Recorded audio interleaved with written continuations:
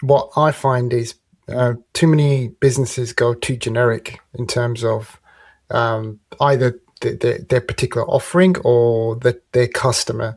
So what ends up happening, nobody resonates with that character that you built. As you mentioned, right? So somebody very specific in a particular geography, age group, whatever it is. I think that's where you got to get it right, and it's difficult to do unless you've got a very clear service that you're offering. It's sometimes I'm finding that message in the beginning isn't clear, and if it's not clear in the beginning, then everything else then kind of starts to fall apart, doesn't it? At that point, yeah.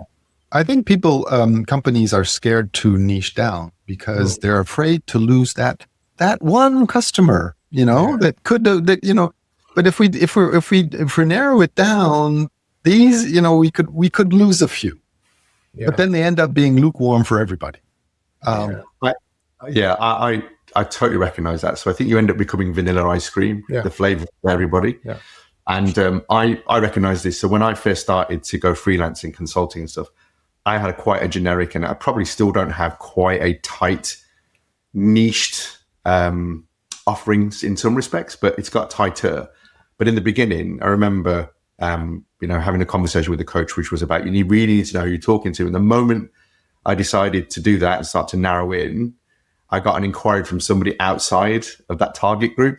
And it just challenges you because you kind of go, oh, I've niched, but hang on, I've got this customer who doesn't quite fit the profile I want to work with, but they're from outside of that. And anyway, we didn't end up doing anything because the circumstances were not right for them.